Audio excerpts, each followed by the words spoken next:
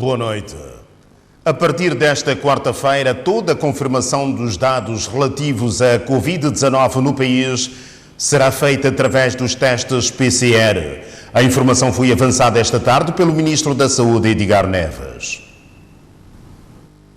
Desde que foi anunciado os primeiros casos da Covid-19 no país, o país passou por várias fases de organização no rastreio e combate da doença. Hoje o país já dispõe de um laboratório PCR para a triagem do coronavírus. O Ministro da Saúde, Edgar Neves, disse que este laboratório tem sido um desafio para todos. Como sabem, desde o início, o laboratório PCR tem sido um grande desafio para todos nós. O Ministério da Saúde, os nossos parceiros todos e muito em particular a Organização Mundial da Saúde, a OMS. Depois desta caminhada de mais de 140 dias, devo dizer-vos que já temos o laboratório PCR a funcionar. Não está a funcionar na sua plenitude, por várias razões.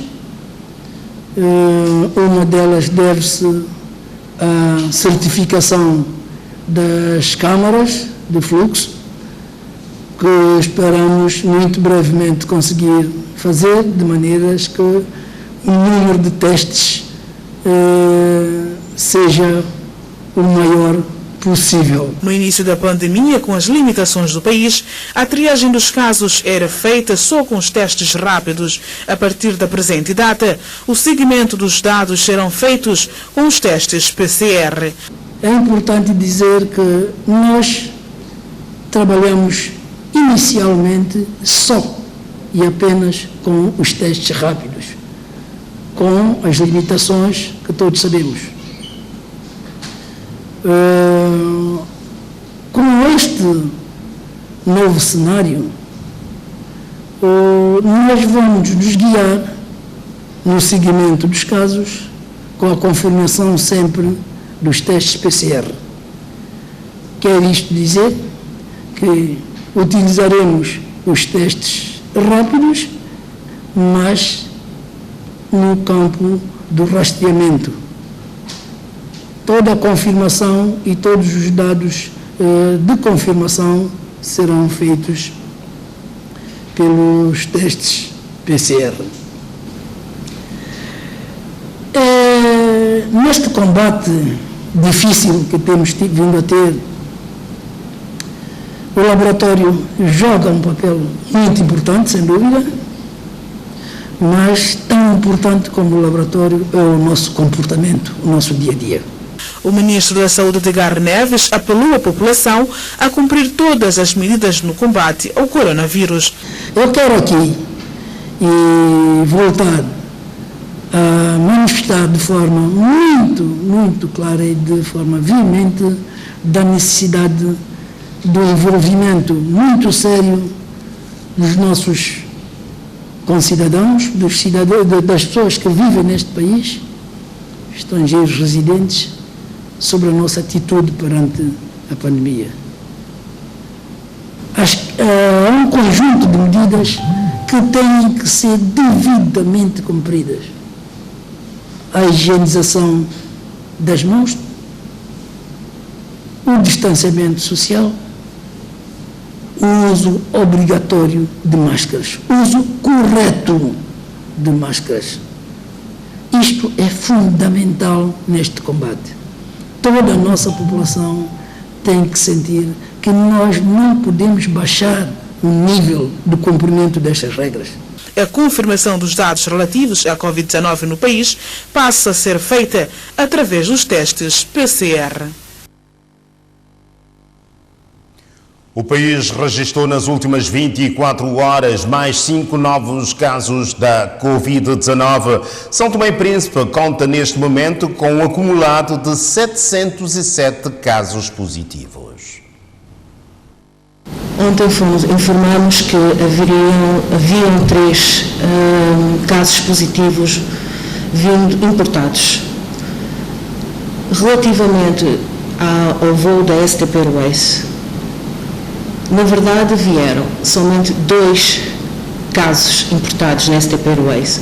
O terceiro caso não é da STP Airways. Então, com este esclarecimento, para que não fiquem dúvidas, passamos então à leitura do Boletim Diário do Coronavírus de 23 de junho de 2020. Nas últimas 24 horas realizaram-se 29 testes rápidos, dos quais 23 são negativos, 6 positivos e desses 6, 5 são casos novos. Como tal, São Tomé e Príncipe, neste momento, tem um acumulado de Covid-19 de 707 casos. Casos recuperados, 208. Casos positivos no Hospital Campanha, 5. Casos positivos no isolamento domiciliar, 482. Pacientes suspeitos no SA, 2. Ainda continuamos com uma pessoa em isolamento domiciliar na região autónoma do Príncipe e não temos mortes a assinalar. Continuamos com 12 óbitos. O primeiro-ministro Jorge Bom Jesus presidiu esta terça-feira o ato central em alusão ao Dia Olímpico. Na cerimónia que teve lugar no Centro Olimpáfrica de Folha-Fete, o chefe do governo falou da pedagogia de ganhar e de perder, considerando o desporto como uma escola da democracia. O primeiro-ministro e chefe do governo deslocou-se esta terça-feira ao Centro Olimpáfrica de Folha-Fete para presidir o ato central alusivo ao Dia Olímpico. Para além do chefe do Executivo, o Comitê Olímpico também se convidou para esta cerimónia, que marca o 72º aniversário desta organização planetária, os ministros da Juventude, Desporto e Empreendedorismo, da Agricultura, Pescas e Desenvolvimento Rural. Sob o lema Olimpismo Ambiente, o Dia Olímpico é comemorado este ano de forma totalmente diferente, numa altura em que o mundo atravessa a pandemia causada pelo novo coronavírus, que provocou o adiamento dos Jogos Olímpicos de Tóquio 2020. Nesta cerimónia, que também ficou marcada pela entrega de prémios radiofónicos, o presidente do Comitê Olímpico, santomense, destacou o Dia Olímpico num período de pandemia. Neste momento particular em que vivemos, é muito importante, em sinergias, juntarmos em almas caridosas para fazer prevalecer mais do que nunca, através do desporto, as noções de entendimento e de fraternidade, sobrepondo qualquer forma de violência, intolerância e fanatismo. O olimpismo é uma filosofia de vida que exalta e combina as qualidades do corpo, a vontade e o espírito. O olimpismo combina o desporto com a cultura, com a educação. João Costa Lega afirmou que o movimento desportivo nacional, em sintonia com as autoridades governamentais na área do desporto, deve adotar estratégias para o relançamento do desporto nacional, porque com a crise sanitária mundial poderá vir a provocar uma profunda crise econômica.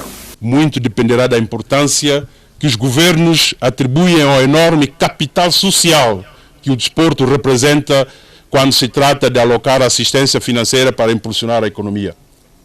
É por isso que instamos os governos a reconhecer e saudar a imensa contribuição do desporto para a saúde pública, sua importância para a inclusão, a vida e a cultura social e o seu importante papel para as economias nacionais. O primeiro-ministro, convidado de honra desta cerimónia, afirmou que a sua presença justifica-se devido ao chamamento do desporto, que determina todos estarem juntos para em conjunto enfrentar os desafios no futuro. E esse futuro é já hoje. O coronavírus colocou-nos desafios sem precedentes. E possivelmente, certamente, o mundo nunca será como antes. Mas estar aqui hoje também, mais do que o cumprimento de um dever, é também uma honra, uma realização pessoal. Sair do gabinete depois de desses meses de confinamento e estar aqui a partilhar este momento ímpar com os fazedores do desporto é para mim uma honra. Esse ideal de olimpismo a lembrar o fundador dos Jogos Olímpicos da Era Moderna, Pierre de Coubertin, que define a educação e formação da nova geração como um dos valores olímpicos. O chefe do governo diz que o desporto é uma escola de democracia onde se ganha e também se perde.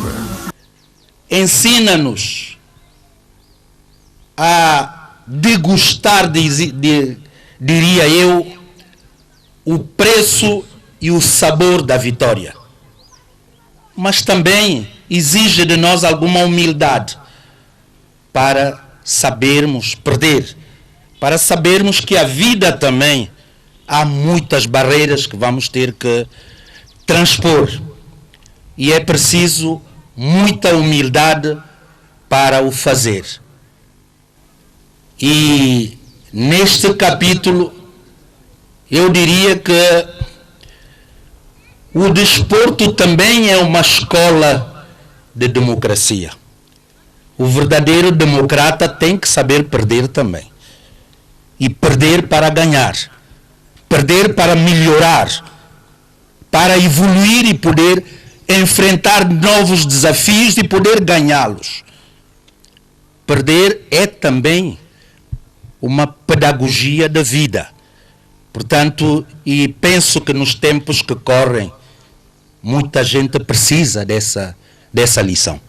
Uma lição deixada pelo Primeiro-Ministro com votos de confiança para 2021, num dia em que se comemora os 72 anos da criação do Dia Olímpico.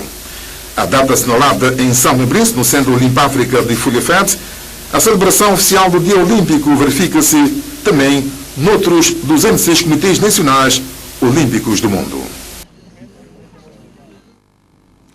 E no quadro do Dia Olímpico foram plantadas 40 árvores de fruto no Centro Limpa-África de Folha-Fé. O primeiro-ministro, que plantou algumas delas, disse acreditar no replantar da esperança em São Tomé e Príncipe. Para a celebração oficial do Dia Olímpico, o Comitê Olímpico santomense associou-se às autoridades nacionais para responder ao desafio lançado pelo governo no quadro da campanha Vamos Semear para não comer. O plantio de 40 árvores de fruto teve lugar no Centro Limpa-África de Folha-Fé. O primeiro-ministro, que plantou várias árvores, considera tratar-se de um gesto de esperança. Está muito prazer. Pronto, oxalá que este ano venha a chuva à vontade. Tem que ser água. É verdade.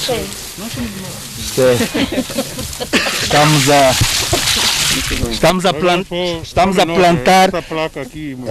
a plantar a esperança. É verdade. Temos uma placa aqui escrito. Vem no quadro dessa campanha. Sim, estamos aqui a conciliar tudo ao mesmo tempo. É educação ao nível da cultura física, mas educação ambiental e, sobretudo, todo esse esforço para a autossuficiência alimentar. E eu acho que essa juventude que aqui está, que nos está a ajudar a plantar isso, estamos a replantar São Tomé e Príncipe. E é mesmo plantar a esperança, eu acredito. O ministro da Agricultura, Pescas e Desenvolvimento Rural não ficou de fora no plantio de árvores de frutos. Para Francisco Ramos, o desporto e a agricultura devem andar de mãos dadas. O desporto está casado com a agricultura, com o ambiente. Portanto, não podemos desassociar esses três elementos. Portanto, a minha presença aqui demonstra que não há Ministério da Agricultura sem o desporto, não há desporto sem ambiente, não há ambiente sem comida. Portanto, tudo isso está ligado. O Ministério da Juventude, Desporto e Empreendedorismo tem vindo a trabalhar em parceria com o Comitê Olímpico santomense. O ministro Vinícius de Pina acredita no desenvolvimento do desporto nacional. Esta presença significa, de facto, um trabalho conjunto que está sendo realizado entre o Comitê Olímpico e o Governo, através do Ministério da Juventude e Desporto, de mãos dadas nós acreditamos que conseguimos desenvolver mais o desporto nacional. E hoje estamos aqui neste ato simbólico de comemoração de mais um dia do Comitê Olímpico, de um dia olímpico, demonstrando igualmente que o desporto contribui para o desenvolvimento e desta vez através de produção agrícola. Estamos aqui simbolicamente a fazer o plantio das árvores de fruto dentro daquilo que é a linha do governo para plantar e posteriormente ser colhido. Portanto, o desporto está de parabéns. É verdade que nós estamos num momento bastante difícil com a questão do Covid-19, mas a mensagem é de incentivar os atletas, deixar a mensagem de encorajamento para que o próximo ano possamos estar aqui de forma mais efusiva a comemorar esta data. Dia Olímpico assinalado com plantio de árvores de frutos no Centro Limpa África de Folha Verde. O Ministro da Agricultura, Pescas e Desenvolvimento Rural fez hoje a apresentação a todo o staff do seu Ministério dos elementos da equipa de gestão do projeto Compran. Francisco Ramos recordou à equipa que o projeto é muito ambicioso para São Tomé e Príncipe e sublinhou, citamos, as exigências e os desafios são enormes e não pode haver fracassos. São 5 os técnicos selecionados por concurso público que compõem a unidade de gestão do Compran, o projeto de comercialização, produtividade agrícola e nutrição. Os técnicos apresentados vão liderar as áreas de coordenação, a área administrativa e financeira, segmento de avaliação, contabilidade e licitação. Face às expectativas e o rigor que se esperam do projeto, o Ministro começou a apresentação com uma advertência. Quer dizer, os selecionados que não contem que pelo fato de serem selecionados já é um ganho adquirido. Da mesma forma que nós batalhamos para o projeto Compran, exigimos de vocês mais energia. Porque nesta equipa de futebol, nem queremos equipa que entra para empatar. O Ministro só pede vitórias e, como forma de garantir este resultado, a equipa de unidade de gestão vai ser testada, podendo mesmo ser substituída ao intervalo ou nem por isso. Para garantir isto, com exceção dos órgãos que têm mais responsabilidade com o projeto, teremos 2 grupos de contrato. Teremos um contrato de 6 meses, 6 meses para nos garantir que esse jogador está em perfeitas condições para o desafio que nós pretendemos. Tudo, porque diz o Ministro, a fasquia do Compran é muito alta, os 25 milhões de dólares atribuídos a São Tomé e Príncipe foram objeto de discórdia no seio do FIDA, que é o principal patrocinador, daí que o país não pode perder esta oportunidade. O Compran é esperado por esse povo como o ar que nós respiramos. Na aprovação do Compran, houve um grupo que questionou por que razão vai se atribuir a São Tomé tanto dinheiro. Estamos a falar em valores aproximadamente a média 4,5 milhões de dólares por ano. FIDA nunca excedeu 1 milhão de dólares por ano em projetos para São Tomé e Príncipe. E daí justifica o Ministro a necessidade de vitórias. A coordenadora do Compran explicou as modalidades do financiamento do projeto junto dos beneficiários. Se calhar o que levanta mais apetites nesse projeto é o montante envolvido. O Compran é um projeto abrangente que inclui vários sectores da atividade económica. Daí que pode desencadear uma corrida ao financiamento. Para evitar oportunistas alheios, foram impostas regras e condições no acesso ao dinheiro, que pode ser vivo ou não. O dinheiro vai ser dado sim, mas como se costuma dizer, de forma viva. Portanto, quer dizer que ele tem que ser dado de forma que haja garantia de que este dinheiro vai ser aplicado. O que é que isso quer dizer? Portanto, se é uma associação, tem uma atividade e precisa de um armazém ou de uma infraestrutura, então ele apresenta o seu projeto, né? E comprando financia, portanto, os investimentos desta associação. Portanto, vai funcionar assim. Portanto, inclusive, não. Dinheiro vivo. Esse é que é o dinheiro vivo. O dinheiro vivo é aquele que é aplicado. Portanto, não é o dinheiro que vai ser desviado para outras ações, como é prática, mas sim o dinheiro a ser aplicado. Portanto, vai ser uma aplicação do fundo para a tal associação, ou, digamos, a cooperativa. Além das associações ou cooperativas, pessoas individuais podem também concorrer ao projeto. Pessoas individuais também podem aceder ao financiamento. Portanto, estas pessoas individuais que têm iniciativas empresariais, portanto, ele apresenta o seu projeto, né, e o Compran apoia ele a executar um plano de negócios, primeiro para ter a certeza de que o projeto que ele está a apresentar é um projeto viável, né, e a partir daqui, se tiver alguma viabilidade, o Compran financia. Por isso, a coordenadora do Compran lança desafios a todos, quer individual como coletivamente, jovens, mulheres e não só, apresentarem os projetos desde que sejam criativos, viáveis e sustentáveis, respeitando a criação do emprego, a questão do género e o ambiente. Este é um desafio que vai ser acompanhado junto aos agricultores. Há uma componente muito forte que é agronegócios. Portanto, vai ser chamado 700 jovens com iniciativas empresariais, agrícolas ou não. Portanto, respeita-se as pessoas que têm terra e que não têm terra.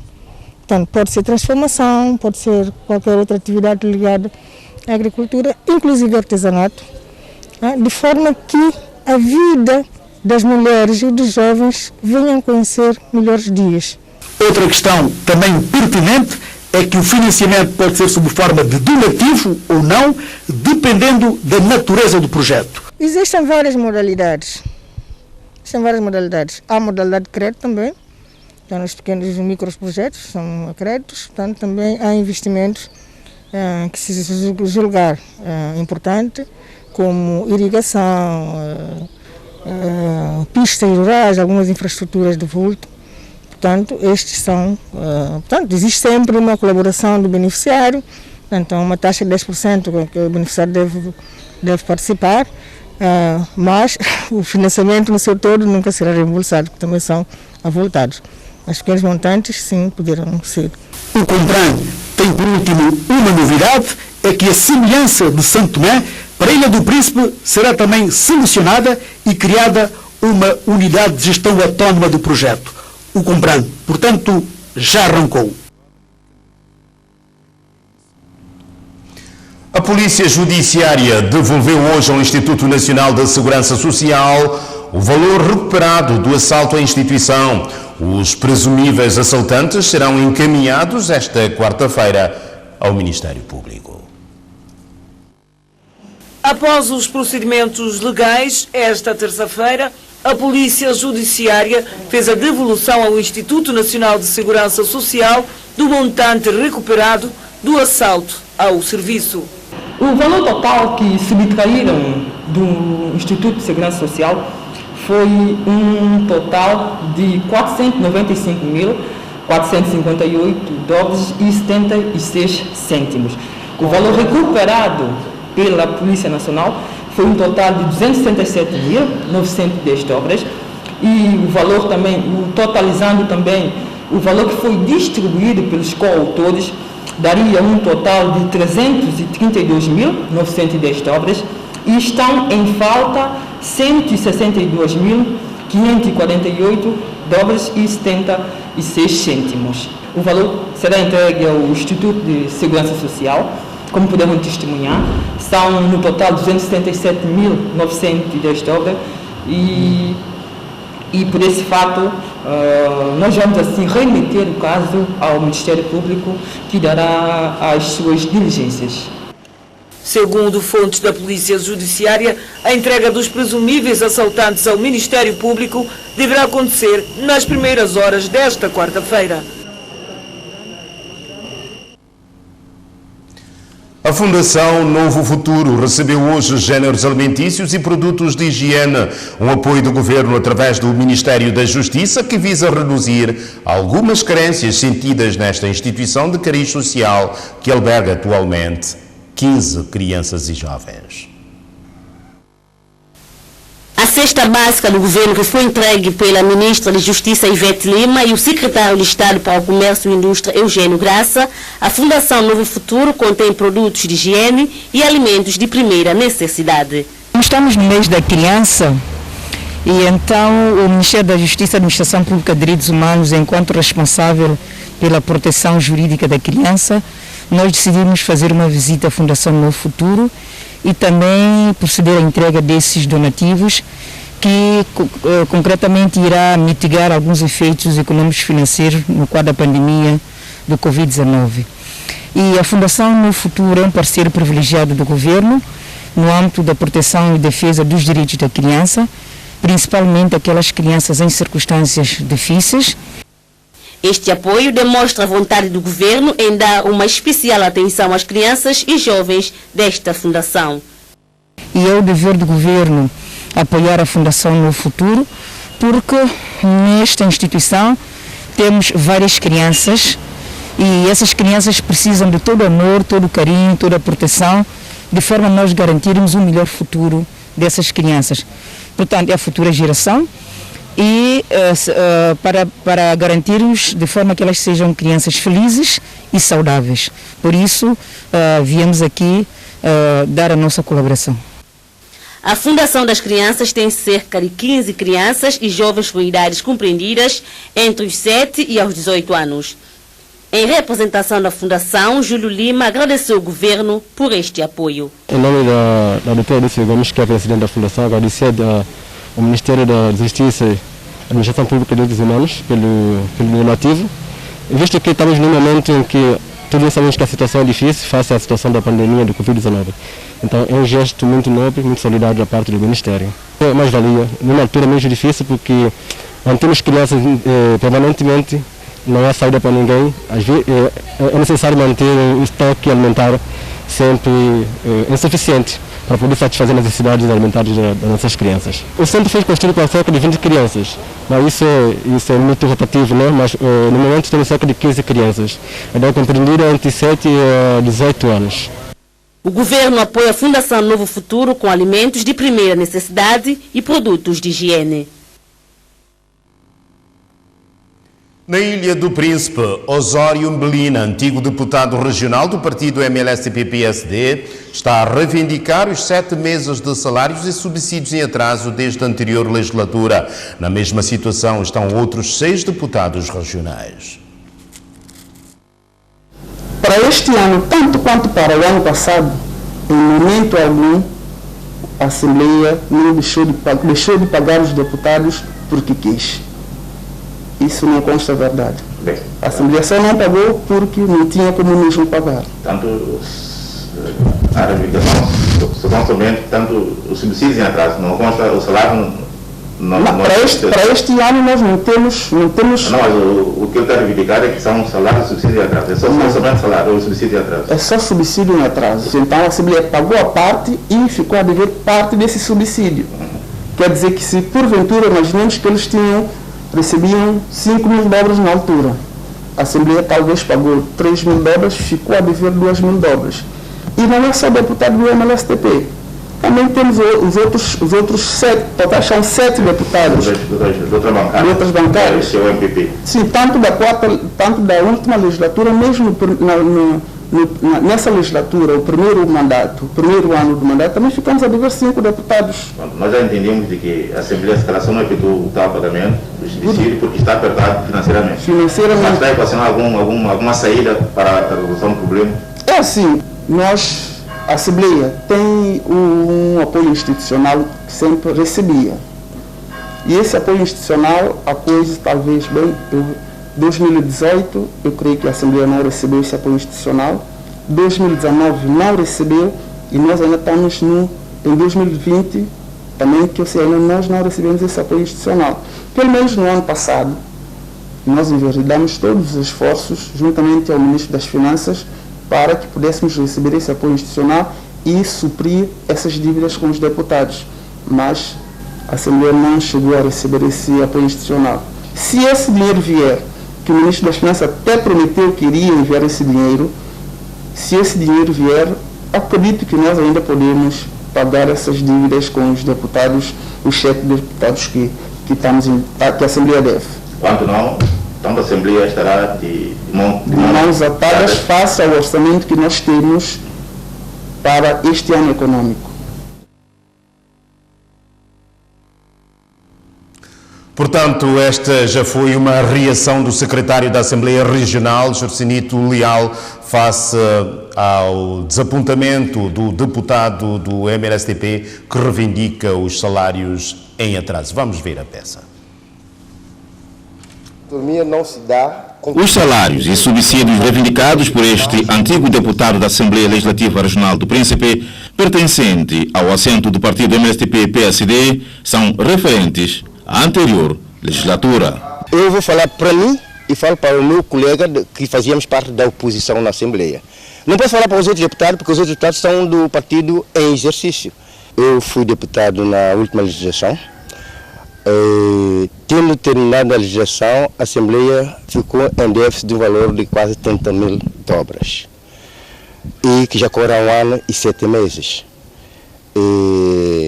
Tendo várias vezes, tendo encontro pessoalmente com o presidente da Assembleia Legislativa Regional, a justificação que era sempre que não havia verba disponível da transferência das finanças para a Assembleia Regional. E o presidente da Assembleia fez me entender, quer dizer, eu não tenho como pagar. São salários em atraso e subsídios de acordo às linhas que eu disse aqui, que estão todas plenárias no Estatuto Administrativo e Político da Região Autónoma do Príncipe. No entanto, o tempo foi avançando, sempre em busca de uma resposta positiva face à situação. Pus a questão ao meu partido, de acordo ao secretário regional, remete uma carta à Assembleia reivindicando essa questão dos deputados que já perderam assento parlamentar e que o DFC ainda havia conosco. E essa carta não houve resposta.